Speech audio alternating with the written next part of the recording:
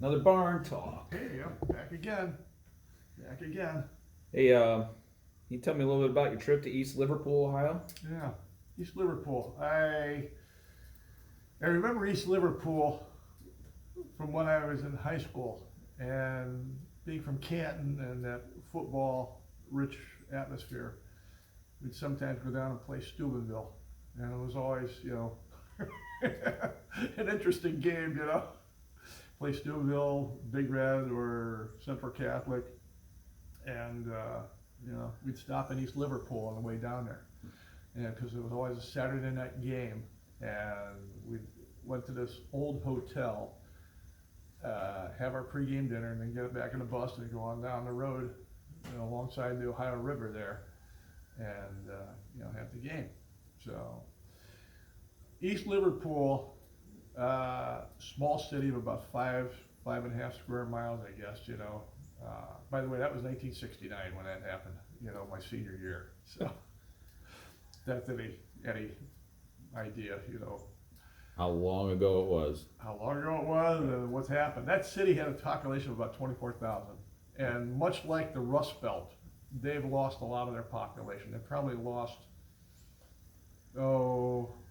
I would say close to half of their population over the years. Wow. And which is very common in the Rust Belt. Yeah. Take a look at Cleveland. Cleveland lost 70%. Detroit, 70% of their populations. I'm sorry, no, yeah, 70% of each of those cities. So this one was following right along. Canton, Youngstown, all those cities where you've seen a decline in jobs and industrial manufacturing. You've seen, as the jobs have been taken away or lost or whatever over time, well, people go where the work is, right? You got a family, you got to feed them and what have you. And you want to prosper a little bit in your time on earth, right? So anyways, if you go to East Liverpool today, and I got down there because, when I retired out of Cleveland, and I took that deputy chief or division chief's job down south, one of the guys on the department was from that area, and he had left Ohio to go down there for a job, got an opportunity to come home, and so now he's there in East Liverpool, and he's assistant chief and so forth, and him and I have stayed in touch. So he remembered when I went down there to South Carolina and did some classes and opened some eyes up with the flow meter, with the different size hose lines, different kinds of nozzles, different pressures and things like that. And he said, would you want to come down and do a class with these guys? I said, I'd love to. So last week I went down there, spent a day with those guys, and a great thing is their chief was there. And their chief, super guy, Chief Jones. And he says, we're not a big fire department, we're very small, and they're taking care of this place, that was one time quite a bit bigger. I mean, they've got 3, 4, 5, 8-story buildings, old, ordinary construction, butted up against each other and so forth. A lot of them were vacated over time. A lot of the factories were vacated over time. A lot of the houses were vacated over time.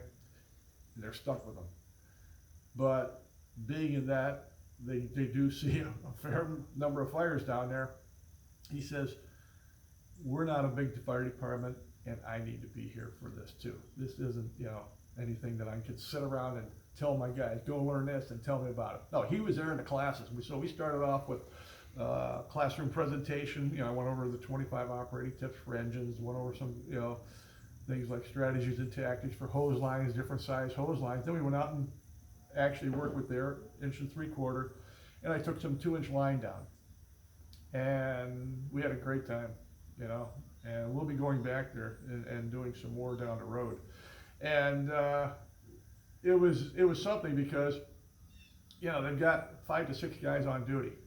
So you've got a couple of guys on the medic unit, the other guys are back there, and you hear some of the stories from them that they can have a whole ball of fire waiting for them, when they turn the corner in this little town. It's kind of cool. So hear the sirens right now. Oh yeah. That's probably the local guys, I think. Yeah. Chasing an alarm somewhere. Yeah. So anyways, we went over some things with the 1 3/4 and the 2-inch line, and we were able to open their eyes up to what the 2-inch line is all about. There's a lot of stuff out there about people who have an idea of what they think an intermediate size hose line is. In fact, kind of surprising. I guess there's a class supposedly next year in the northwest area of the country, talking about bringing back the medium-sized attack hose line. And I thought, man, I need to find out about that, because we've been pushing the 2-inch line as an intermediate-sized attack line for a long, long time now. So I'd like to know what this person's take is, who's doing this class, and what it's all about. What we found out, here's 2-inch line right here, okay? And one of the things, you got to think about, it's like we just did in this previous video we just did. You have to take a look at your community, your water system, your engines, your people, everything. This is what is interesting about firefighting.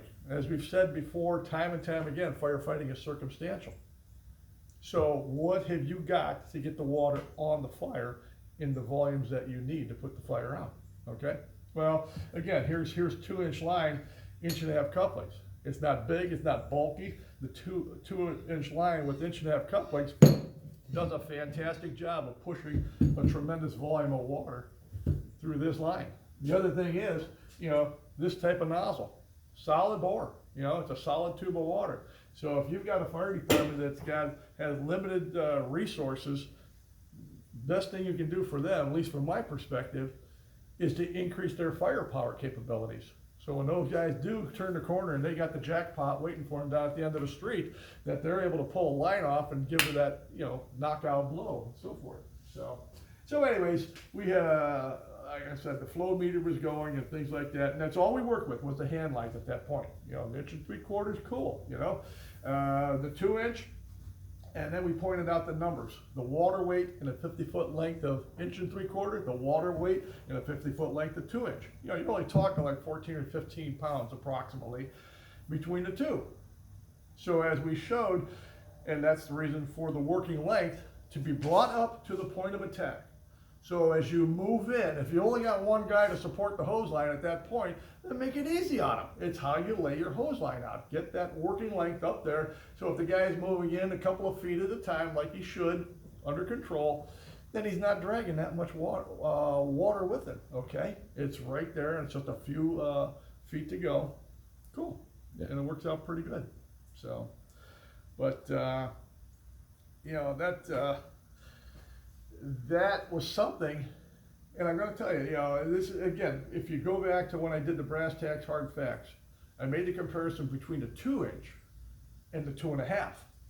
So here's a department, with some hard times and has some things that they could use a lot more guys. They could use another, fully staffed engine and stuff like that. But like we said, increasing your volume discharge, your attack capabilities, that's what you can do. So yeah, the limiting factor with the 2-inch versus the 2.5, where I think some people may not consider is your friction loss is quite a bit more than a 2.5 comparatively when you start going long distances. Yeah, so sure. If you've got the staff to run the king of hose lines, then do so. Yeah.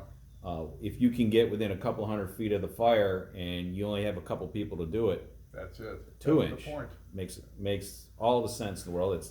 It's that can carry plenty of flow. Right. A really high quality 2-inch line. You could run a pretty decent sized solid bore tip on it and still have a manageable nozzle. Right. Right. So it's a matter of, like you said, knowing your equipment, knowing your firefighting, and knowing your community and where you're going to apply it. I think one of the things we found out the other day too, they have 2 new engines, okay, both identical. They bought them at the same time. And one of the things that we found was, and I'm sure a lot of departments out there have found out the same thing. You can have outlets all around that engine, but the most efficient ones are the ones that come right off the pump. Yeah. Generally your side outlets, on either side. Because when you're running a rear outlet, if you don't spec it properly and you don't get the right pipe diameter, you're not gonna have that volume flow at the end, that you think. Right. You know, the bumper line. You know, this is an interesting thing about, you know, how fire engines have morphed into something other than a fire engine. They want the triple combination apparatus to be a you-all, do-all kind of fire apparatus. Christ, I saw an engine in one place, it had 11 hose lines, 11 attack hose lines on it, okay? And I'm thinking, well, we gotta figure this one out, you know? How much water do they plan to put from each of these 11 lines? This is in a part of the country where they were thinking, or their philosophy probably still is, you get your hose line, he gets his hose line, he gets his, and so on down the line. Well, what about your supply line and your water supply? If they can't put the water into those hose lines, then what good are they? You know, see, that's that thing about understanding the whole system. I'm guessing a lot of those were pre-connected lines. A lot of them are pre-connected lines. So this is like the discussion with pre-connection is, well, if this is the scenario, pull this pre-connected line. Right. And if it's a different scenario, pull that pre-connected line. But if you just got used to working with a static bed, now you can use that same hose bed for all those scenarios. Right. Because it's bring the working length to the drop point, Yeah. call for water, break it, connect it, run it. You can set up your engines however you want, okay? Right. But you should make them flexible. And one of the things I saw, and it was, I thought it was a good idea from a small department. So they looked at their community, looked at their fire problem. They liked the idea of the static beds, but they didn't want to divorce themselves from the pre-connects. So, this is, okay, 300 feet in the hose bed, pre-connected. Have a Y on either side of the engine though. Mm-hmm. That way, if you only need 150 or 200 feet to reach the fire, they can break it, hook it into the outlet of the Y, make the call for water, you're right there. So it had flexibility both ways. That makes a lot of sense, Right. you know? So, and it worked out pretty good. So whether they're still doing it or not, I don't know. But, you know, and that's the thing, you know. So if you got that open-mindedness, you can figure out a way. And you can have that ability to lay multiple hose lines. You know, it's like what we do when we go out. Look what we're flowing, okay? We always tell people, look at your water supply system, how to get water from the source to the pump, and then what are we gonna do? Are we gonna start off with the deck gun with tank water? Are we gonna lay a 2.5 after that? Or are we gonna break the line down? Are we gonna lay this diameter or what? And we always are able to do it. And then the other thing is teaching the guys to read the gauges, okay? You know, everybody wants to have these computerized pumps, okay?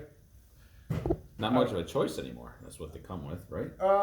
Is it? Yeah. Can you get the wheel of the little hand throttle? You can, but I think it's by wire now. There's no, unless somebody were spec in a specific mechanical cable, I'm pretty sure everything's by wire now. Yeah, that's a shame, because we should have never got into that technology, because it took away our ability to understand hydraulics, crimping of lines, flows from each outlet. Again, go back to that engine that I saw with the 11 lines on it, okay? Mm-hmm. You had different diameters, different lengths, 2.5 with the Y on it. So let's say they do get that fire, and they got 4 or 5 or 6 hand lines operating. Well, how do you supply the right pressure to get the right volume to each one of those hose lines? And when you got that computer that's reading, depending on what mode they run it in, mm-hmm. Is it the RPM mode? Is it the whatever, I don't even know, you know, that they're looking at. And as one line shuts down, guess what?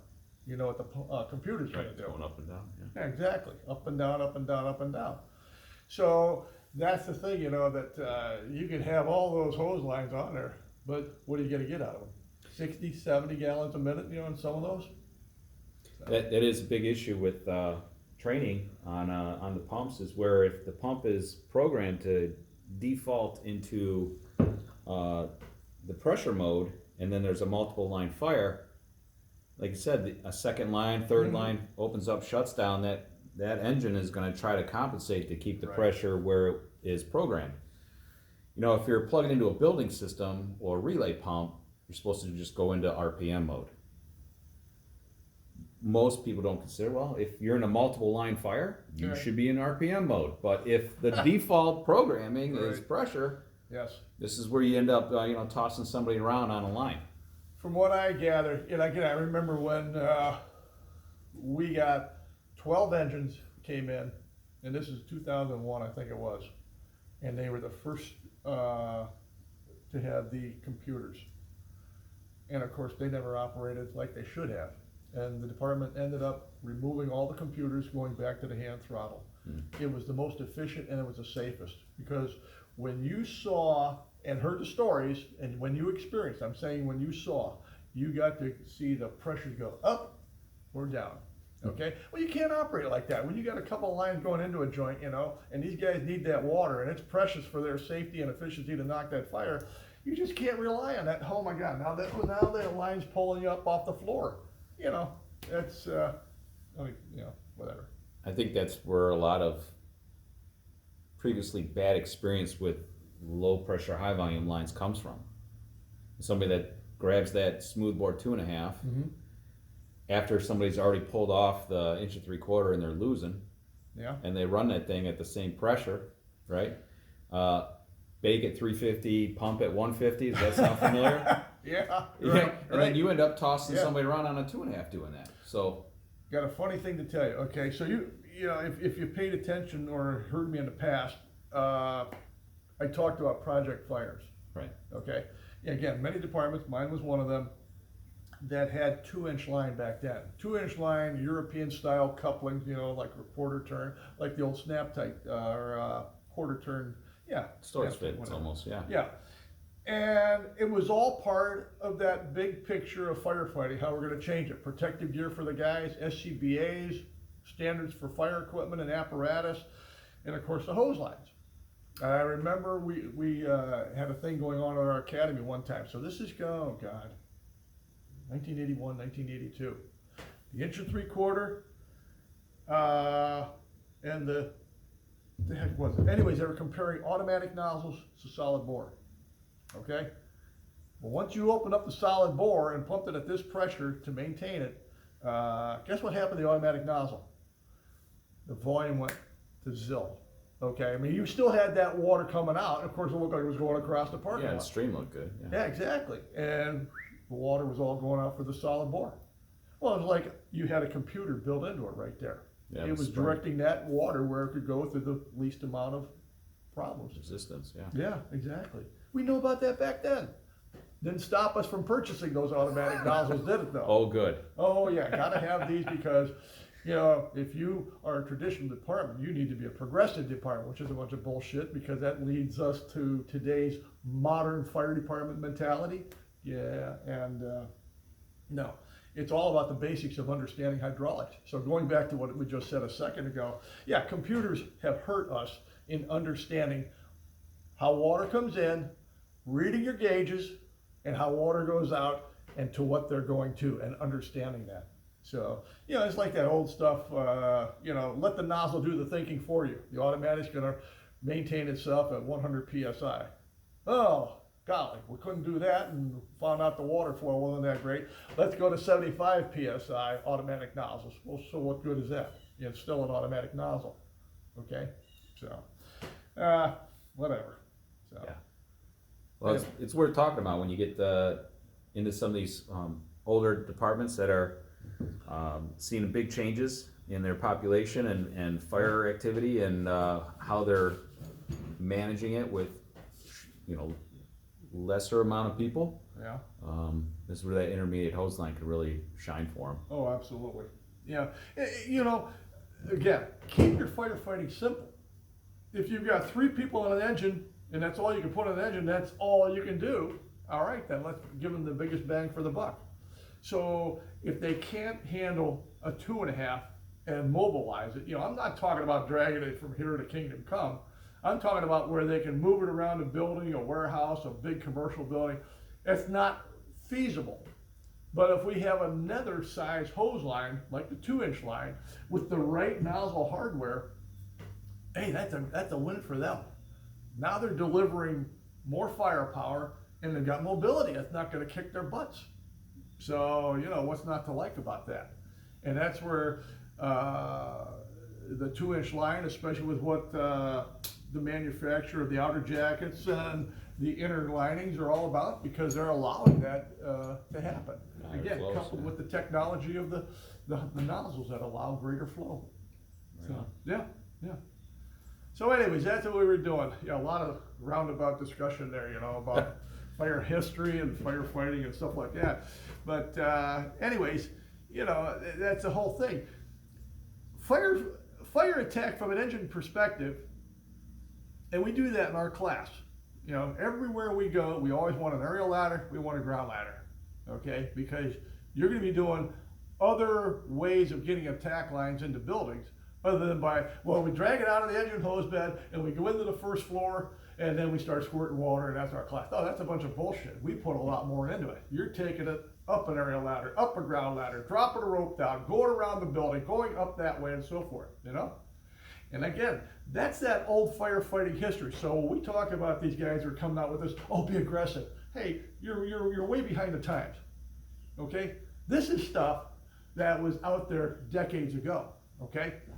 And that is, you surround the fire and overwhelm it. And that's what should have been coming out all along anyhow. Rather than worrying about running around the building doing laps, you should have been trained how to observe a fire, slowing down when you come into the block, looking at the conditions, the environmental conditions, the fire, exposures, hydrants, wires, trees, anything like that, people who might be involved in a fire. This is all something that should have been put in your head from the get-go, okay, as a young firefighter. So when you're a boss sitting in that seat, you don't abandon or leave your crew to run laps around the building, and like these guys are waiting, well, where do you want us to bring the hose? Okay, where are we going in at? So that's the thing.